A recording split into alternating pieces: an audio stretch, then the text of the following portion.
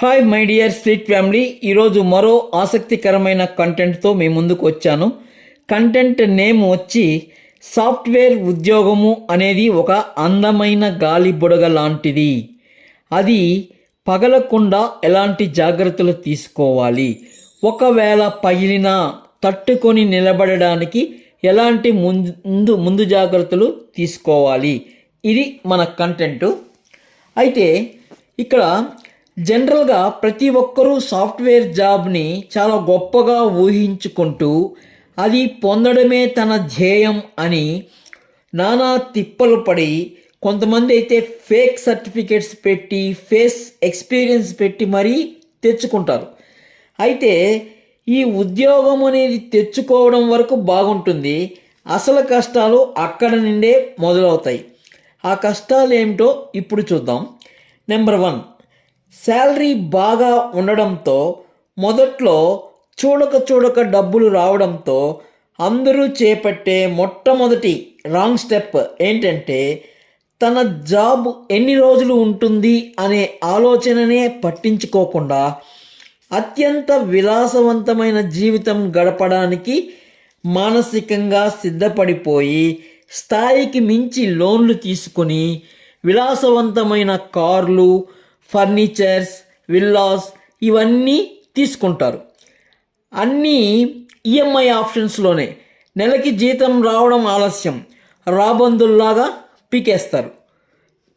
అంత tight fixing పెట్టుకుంటారు. ఇది ఒక సంఘటన. మరి ఇంకొక సంఘటన ఎలా ఉంటుందో చూద్దాం. అదైతే మరీ మోసం.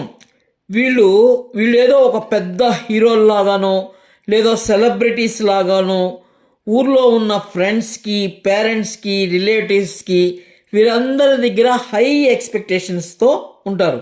అబ్బా వాడికేమి, ఇంకా వీళ్ళిద్దరు కానీ భార్యాభర్తలు ఇద్దరు సాఫ్ట్వేర్ ఎంప్లాయీస్ అయితే ఇంకా అస్సలు పట్టాల్సిన పనే లేదు. అంత దారుణంగా హై ఎక్స్పెక్టేషన్స్ ఊర్లో వాళ్ళ దగ్గర.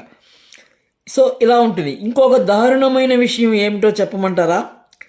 అసలు వీళ్ళు కానీ సాఫ్ట్వేర్ ఇంజనీర్ అని కానీ ఎక్కడైనా డాక్టర్ దగ్గర కానీ పొరపాటున చెప్పాడు అంటే, పొరపాటు ఏంది, వాళ్ళు మంచిగా మాట్లాడుతూనే వీళ్ళ దగ్గర ఇన్ఫర్మేషన్ లాగేస్తారు, వీళ్ళు ఏం పని చేస్తున్నారు అని కనుక్కునేస్తారు. సో ఒకవేళ వాళ్ళు వాళ్ళ యొక్క జిత్తులమారితనానికి బలైపోయి వీళ్ళు సాఫ్ట్వేర్ జాబు అని కానీ చెప్పారంటే ఇంకేముంది, మొత్తం నిలువు దోపిడీ. శతకోటి అరిష్టాలలో ఒకటి అన్నట్టు ఉంది కదా ఒక క్రెడిట్ కార్డు. ఇంకేముంది, గోకుడే గోకుడు.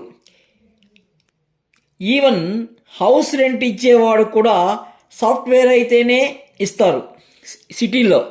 ఎందుకంటే వీళ్ళకి మించిన బకరాలు దొరకరు కాబట్టి. 15,000 అద్దె ఉండేది ఇల్లు 25,000 అద్దె పెరిగిపోతుంది. అది సాఫ్ట్వేర్ ఇంజనీర్ ఆ పదవి యొక్క మాయ బాహ్య ప్రపంచంలో. సో ఇక్కడ వరకు బాగా ఉంటుంది. ఇక్కడ వరకు ఒక ఎత్తు అయితే, ఎందుకంటే వారి సంపాదన వారి ఇష్టం. అసలు కథ ఇప్పుడు మొదలవుతుంది. చూడండి, జాబు ఉన్నంత వరకు బాగుంటుంది, ఒక అందమైన గాలి బుడగలో ఉంటారు.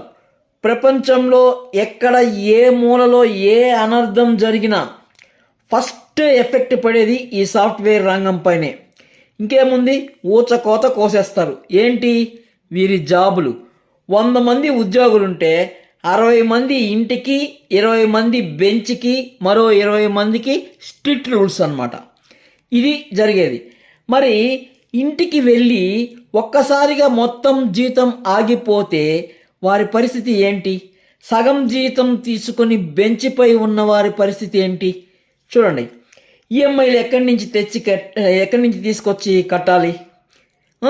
చూడండి, ఇంకా అప్పుడు స్టార్ట్ అవుతుంది ఇంకో రకమైన రాబందుల గోతికాడ గుంట నక్కల మాదిరిగా కాసుకొని ఉంటాయి కొన్ని రాబందులు. ఎవరు? ఇన్వెస్టర్స్. దేనికి? ఈఎంఐలు కట్టలేక ఒళ్ళు అరగదీసి రాత్రింబవళ్ళు కష్టపడి వీరు కొన్నారే ఆ కార్లు, విల్లాసు, ఇవన్నీ కూటినీళ్ళు లెక్కన కొనడానికి అంటే అర్థం కాలేదు కదా. ఇంకేముంది, 15 లక్షల కారు 3 లక్షలు, కాదు కూదు అంటే 5 లక్షలు. విల్లా అయితే కొంతవరకు బెటరు, ఎందుకంటే అది ఒక 50 లక్షలకి కొనుక్కొని ఉంటారు. దాని ప్రజెంట్ మార్కెట్ విలువేమో 70 లక్షలు ఉంటుంది. కానీ ఆ రేటుకి కొనేవాడు ఎవరు ఉంటారు? ఖచ్చితంగా 50 లక్షలకు అడుగుతారు. నిండా మాట్లాడితే 45 లక్షలకే అడుగుతారు. తప్పదు, ఎందుకంటే ఈఎంఐలు కట్టకపోతే నోటీసులు వస్తాయి, ఊర్లో పరుగు పోతుంది. సో కాబట్టి అందుకే వచ్చిన కాడికి ఆదాయం అన్నట్లు అమ్మేస్తారు. సిటీలో ఇలాంటివి కొనడానికి రాబందులు, తోడేళ్ళు, గుంట నక్కల మాదిరిగా కాసుకొని మరీ ఉంటారు. ఇది సాఫ్ట్వేర్ ఎంప్లాయర్స్ యొక్క పరిస్థితి.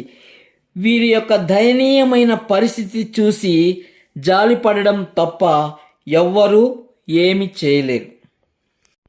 ఎందుకంటే వీరు సాఫ్ట్వేర్ ఇంజనీర్ పని చేసి ఉంటారు కాబట్టి ఆ పని తప్ప వీళ్ళు ఇంకేం పని చేయలేరు. ఆ విధంగా అలవాటు పడిపోయి ఉంటారు. అందువల్ల ఇంకా ఈఎంఐలు కట్టాలంటే తప్పదు. వీళ్ళు ఎంత కొన్నా వచ్చిన కాడికి ఆదాయం అని అమ్మేయాలన్నమాట. సో ఇది వీళ్ళ పరిస్థితి. మరి ఈ సమస్యకు పరిష్కారం గురించి ఇప్పుడు ఆలోచిద్దాం. చూడండి, నెంబర్ 1 పరిష్కారం, జాబ్ను నమ్ముకొని ఉండకుండా సెకండ్ ఇన్కమ్ ఆప్షన్ అనేది చూసుకోవాలి. అవి ఎలా ఉంటాయంటే,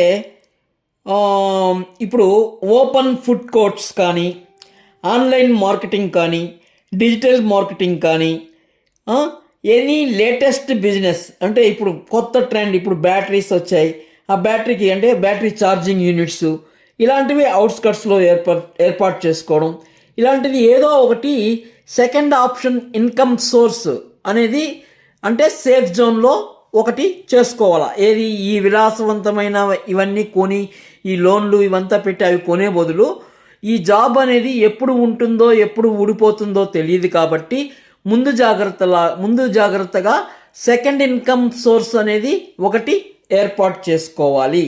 ఇది నేను ఇచ్చే మొదటి పరిష్కారం.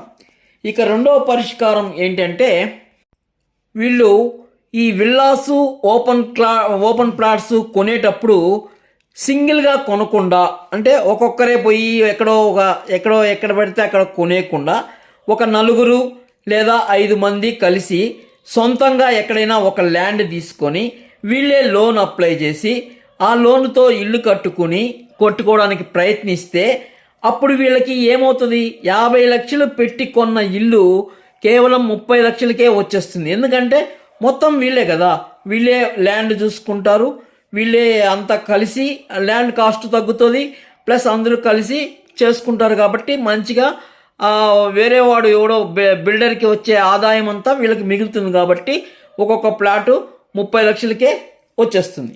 సో అంటే వీళ్ళ యొక్క ఎక్స్పెండిచర్ తగ్గించుకోవడానికి ఇదొక రకమైన పరిష్కారం.